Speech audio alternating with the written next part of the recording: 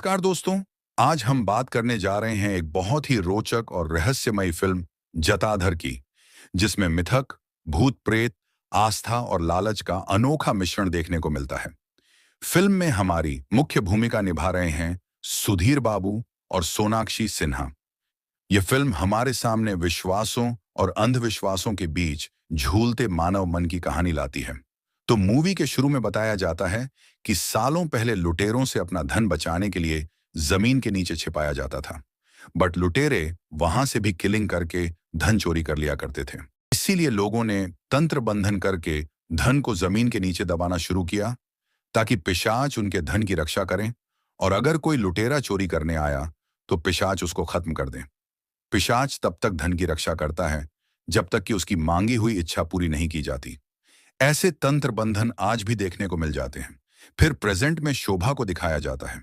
शोभा को daily dream में एक लेडी सोने के ऊपर बैठी दिखती है। शोभा इस ड्रीम को इग्नोर की, बट जब यह ड्रीम डेली आने लगा तो शोभा ने पुजारी को घर बुला लिया। पुजारी घर में वास्तु दोष बताकर पूजा कर देता है, और उस रात शोभा और बलराज के साथ उसी घर में रुका मध्य रात्रि पुजारी को घर में साया दिखा। वह लेडी पुजारी के ऊपर बैठकर हंस रही थी। पुजारी तभी घर खाली करने को बोलकर वहां से भाग गया, बट शोभा और बलराज घर खाली नहीं करते। नेक्स्ट सीन में शोभा की डेड बॉडी दिखाई जाती है। शोभा कोई तंत्र करते हुए मारी गई है। इस बीच मूवी में क्या हुआ था यह आगे पता चलेगा। फिलहाल मूवी 2021 साल में आ जाती है।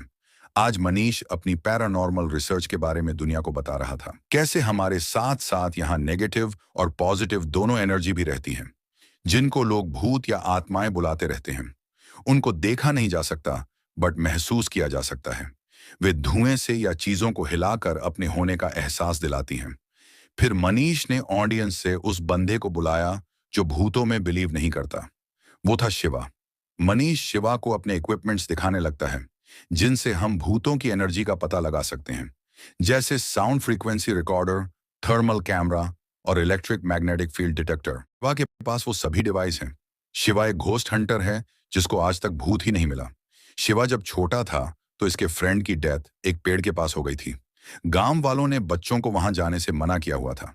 फिर शिवा के फ्रेंड की डेथ के बाद तो उस पेड़ के चारों साइड फेंसिंग बना दी गई। शिवा ने अपने फ्रेंड को खुद मरते देखा था। वहां कुछ पैरानॉर्मल नहीं हुआ था। तो शिवा को हमेशा लगता है कि लोग अपने डर की वजह से मारे जाते हैं, ना कि भूतों की वजह से। भूत बस मन का वहम है। इसलिए शिवा हर उस हॉन्टेड जगह जाता रहता है जहां इसे भूत मिल सकता है। पर शिवा को आज तक भूत नहीं मिला। यहां तक कि एक फैक्ट्री में भी गया, जिसके मालिक ने बच्ची का रेप करके उसे जला दिया था, और फिर अपना क्राइम छिपाने के लिए और भी लोगों की जानें ले ली। लोगों का मानना है कि फैक्ट्री में आज भी वह आत्माएं भटक रही हैं। इसलिए शिवा यहां अपने दोस्त राजेश के साथ चेक करने आता है। अचानक से एक मिरर टूटकर नीचे गिर गया, पर शिवा के उन इक्विपमेंट्स में तो कोई एनर्जी रिकॉर्ड ही नहीं हुई थी। मतलब अचानक से हवा चलना और कांच का टूटकर नीचे गिरना, ये सब नेचुरली हुआ था। शिवा को उस फैक्ट्री में भी भूत नहीं मिलता। शिवा खुद बुरी शक्तियों में बिलीव नहीं करता, फिर भी हाथों में भोलेनाथ का धागा बांधकर घूमता है। एक्चुअली शिवा ने अपने पेरेंट्स को अपने इस काम के बारे में नहीं बताया था, वरना वो लोग शिवा को भूतों के पीछे नहीं जाने देंगे। शिवा के हाथ पर धागे भी इसकी मां ने बांधे हुए हैं। फिर नाइट में भूतों को ढूंढकर थकने के बाद शिवा घर आकर सो जाता है। शिवा नींद में उड़ रहा था। शिवा और इसके रूम का सारा सामान हवा में था। तभी इसे ड्रीम में एक बेबी दिखाई देता है, जिसे एक लेडी मारने वाली थी। तभी शिवा की आंख खुल गई। शिवा को यह ड्रीम बार बार दिखाई देने लगा है। जब इसने अपने फ्रेंड को इस ड्रीम के बारे में बताया तो वह तो उल्टा गुस्सा करता है, क्योंकि राजेश भूतों पर बिलीव करता है, और शिवा तो हॉन्टेड जगह जाकर भी नींबू पर पैर रख दिया करता था। तो राजेश को लगता है कि शिवा के पीछे अब कोई साया पड़ चुका है, बट शिवा को इस सब पर ट्रस्ट नहीं होता। ये तो नेक्स्ट डे अगेन हॉन्टेड जगह में भूतों को ढूंढने आ गया। आज शिवा को एक लड़की दिखाई देती है। शिवा उसे फॉलो करने का ट्राई किया, बट वो गायब हो गई। शिवा पूरे महल में उसे ढूंढने लगता है। फिर अचानक से उस लड़की ने शिवा की आंखों में पेपर स्प्रे डाल दी और भाग गई। कोई भूत तो पेपर स्प्रे लेकर नहीं घूमेगा। वो एक आम लड़की थी, सितारा। सितारा नेक्स्ट डे नीलकंठ शास्त्री जी के मंदिर जाती है। शिवा की मां जानकी भी वहीं थी। सितारा ने उनकी भी मुलाकात शास्त्री जी से करा दी। तभी शिवा यहां आता है। शिवा की आंखें रेड हो रखी थीं। शिवा सितारा को यहां देखकर उसकी ब्यूटी में खो जाता है। फिर सितारा कल के अटैक के लिए सॉरी बोलती है। सितारा जियोलॉजिस्ट है। इसे महल से एक एंटिक मूर्ति चाहिए थी, बट वहां के केयरटेकर ने इसे अंदर ही नहीं आने दिया। इसलिए सितारा चोरी छिपे अंदर गई। फिर जब वहां शिवा और इसके दोस्त को देखा, तो सितारा को लगा कि वह केयरटेकर के आदमी है, इसलिए पेपर स्प्रे से अटैक करके भाग गई। सितारा की ब्यूटी ने ही शिवा का मुंह बंद कर दिया था। यह कोई कंप्लेंट किया ही नहीं।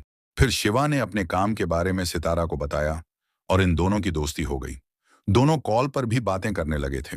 फिर न्यूज में आता है कि मनीष के असिस्टेंट की मिस्टीरियसली डेथ हो गई है। मनीष भूतों पर रिसर्च करता था, तो उसके असिस्टेंट की मिस्टीरियसली डेथ होना मतलब उसके पीछे कुछ तो हुआ है। ये न्यूज सुनते ही शिवा मनीष के पास जाने लगता है। तभी एक पिशाचिनी को दिखाया जाता है। वह आज शिवा का ट्रक से एक्सीडेंट कराने वाली है। पिशाचिनी ट्रक ड्राइवर को अपने कंट्रोल में कर लेती है। जैसे ही ट्रक शिवा के क्लोज आया, शिवा की बाइक के आगे कुत्ता आ जाता है, जिससे शिवा रुक गया और इसकी जान बच गई। पिशाचिनी का यह मूव तो फेल हो गया। नेक्स्ट डे शिवा मनीष से मिला। मनीष बताया कि इसका असिस्टेंट घड़ों में दबे सोने को ढूंढने एक गांव में गया था। उस सोने को भूत प्रोटेक्ट करते हैं।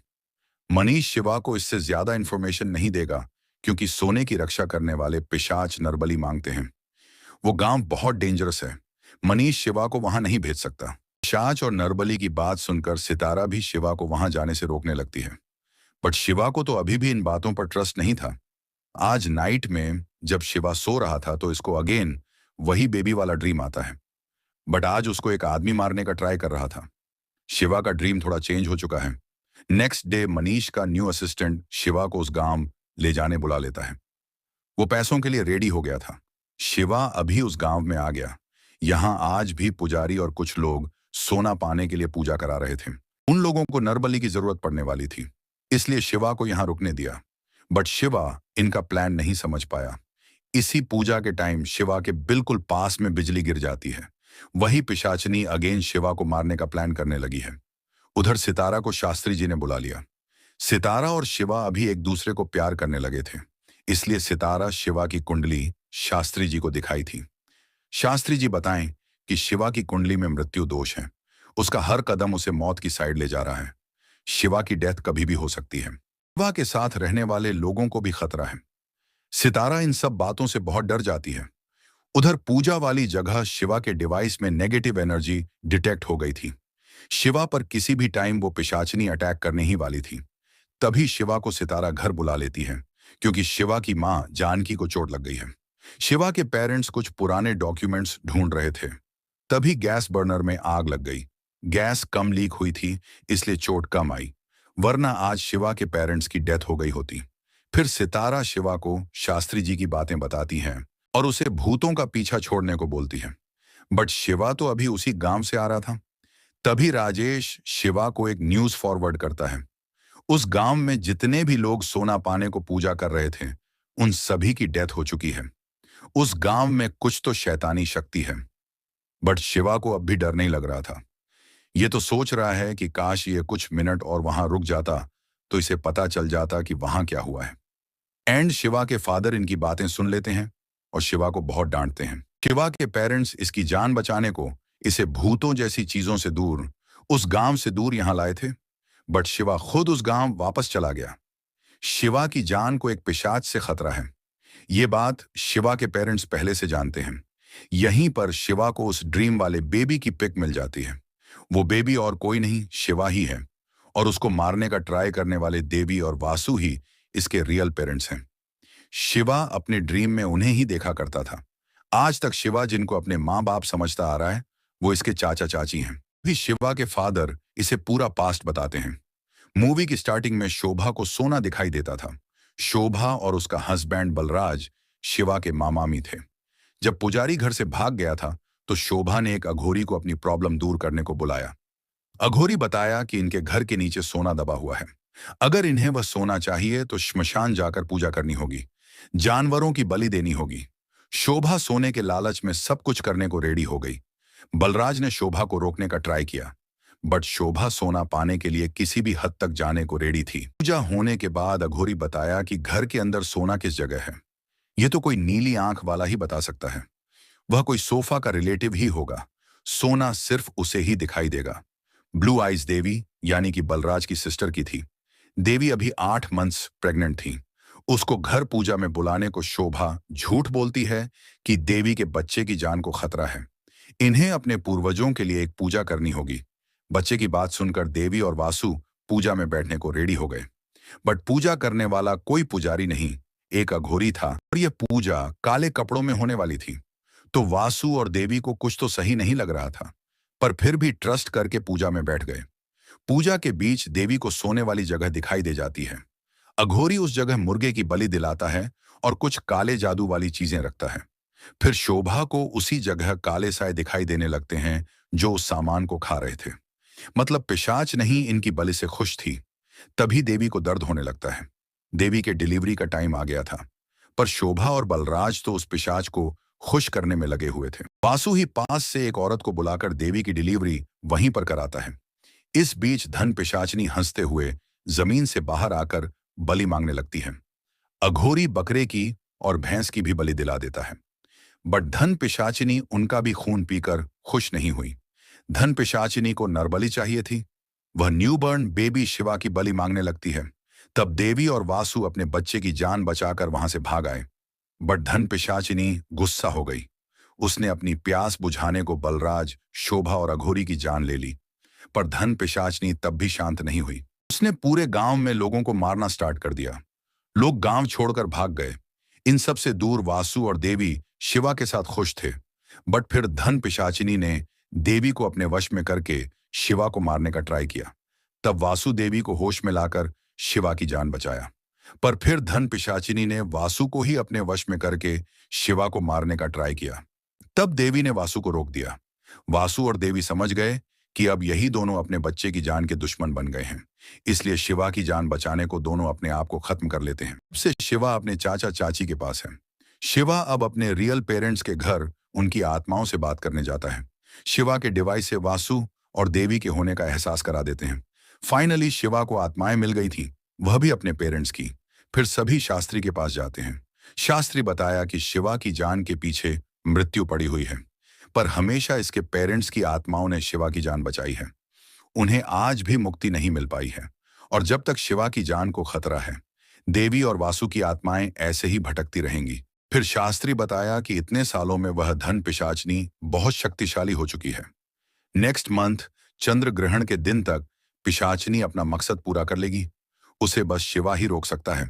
शिवा के पास अब ज्यादा टाइम नहीं है, क्योंकि उस दिन वासु और देवी भी धन पिशाचनी को नहीं रोक पाएंगे। फिर शिवा धन पिशाचनी को रोकने को साइंस और तंत्र विद्या दोनों का सहारा लेता है। शिवा की मनीष और शास्त्री जी दोनों हेल्प कर रहे थे। मनीष ने अलग अलग मेटल्स में होने वाली प्रॉपर्टीज के बारे में बताया, जिनसे एनर्जी जनरेट होती है, और शिवा एक न्यू डिवाइस टेल्सा कॉइल बना लिया, जिससे बिना वायर के एनर्जी को एक मेटल से दूसरे मेटल में ट्रांसफर कर सकते हैं। शिवा को पता है कि एनर्जी नेगेटिव हो या पॉजिटिव उसको डिस्ट्रॉय नहीं किया जा सकता, पर शिवा उसे न्यूट्रलाइज कर सकता है। शिवा का प्लान पिशाचने की नेगेटिव एनर्जी को पॉजिटिव एनर्जी से न्यूट्रलाइज करने का था। डिवाइस रेडी हो चुका है, अब बस पॉजिटिव एनर्जी को लाना है। उसके लिए शास्त्री जी हेल्प करते हैं। मंदिरों में जब मंत्रों का जाप और उच्चारण किया जाता है, तो वह साउंड गॉड की मूर्ति से टकराकर मंदिर में पॉजिटिव एनर्जी जनरेट करता है। शास्त्री जी ने बताया कि अरुणाचल में जब शिवलिंग की उत्पत्ति हुई थी, तब उसके चारों साइड 8 शिवलिंग की स्थापना की गई थी, ताकि वह सभी मिलकर वहां पॉजिटिविटी को बनाए रखें। शास्त्री जी वैसे ही अष्टलिंगों की स्थापना पिशाचनी के चारों साइड करना चाहते हैं। शिवा का प्लान बिल्कुल रेडी है, बट इसके पेरेंट्स आज भी शिवा को कसम देकर उस गांव वापस जाने से रोकने लगते हैं। वहां शिवा की जान को खतरा होगा। तब शिवा बताया कि इसकी जान को तो यहां भी खतरा है, पर इसे अपनी जान से ज्यादा अपने पेरेंट्स की फिक्र है। शिवा वासु और देवी को मुक्ति दिलाना चाहता है। शिवा चाहता है कि उनकी आत्माओं को शांति मिले और वे नया जन्म ले पाएं, इसलिए शिवा को वहां जाने दिया।